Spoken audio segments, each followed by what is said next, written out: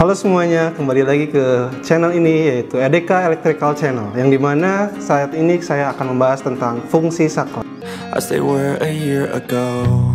Saklar adalah komponen penting dalam kelistrikan yang memungkinkan kita untuk menghidupkan atau mematikan aliran listrik.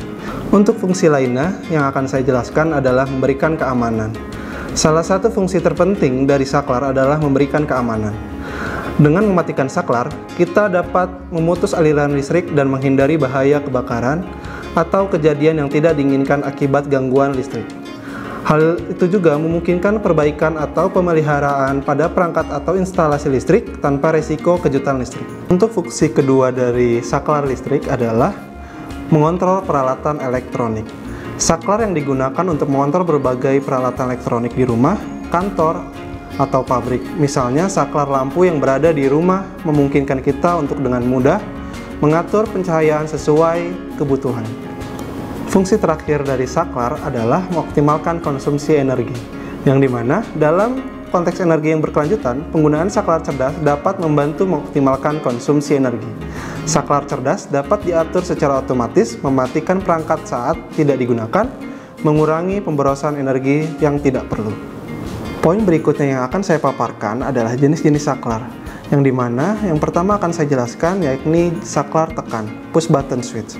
Saklar tekan atau push button switch adalah jenis saklar yang diaktifkan dengan menekan tombolnya. Saklar ini biasanya digunakan untuk mengendalikan peralatan yang memerlukan tindakan sementara seperti lampu atau bel. Saat tombol ditekan, sirkuit tertutup dan mengalirkan arus listrik. Begitu tombol dilepaskan, sirkuit terbuka dan menghentikan aliran listrik. Saklar ini sering digunakan dalam aplikasi yang memerlukan kendali manual yang cepat dan sederhana, seperti sistem kontrol pada panel listrik. Untuk jenis saklar yang kedua adalah saklar pengalih atau toggle switch. Saklar pengalih memiliki desain yang memungkinkan pengguna mengalihkan posisinya dari suatu keadaan ke keadaan lain dengan cara memindahkan tuasnya. Saklar ini dapat beroperasi dalam dua posisi, yaitu terbuka atau off, tertutup atau on. Saklar ini umumnya digunakan dalam berbagai aplikasi, mulai dari kendaraan bermotor hingga peralatan listrik rumah tangga. Keuntungan utama dari saklar ini adalah kemudahan penggunaan dan daya tahan yang baik. Jenis saklar yang ketiga adalah saklar pemilih atau selector switch. Saklar pemilih atau selector switch dirancang agar pengguna dapat memilih salah satu dari beberapa opsi yang tersedia. Saklar ini biasanya memiliki tuas atau pegangan yang dapat diputar untuk memilih posisi yang diinginkan.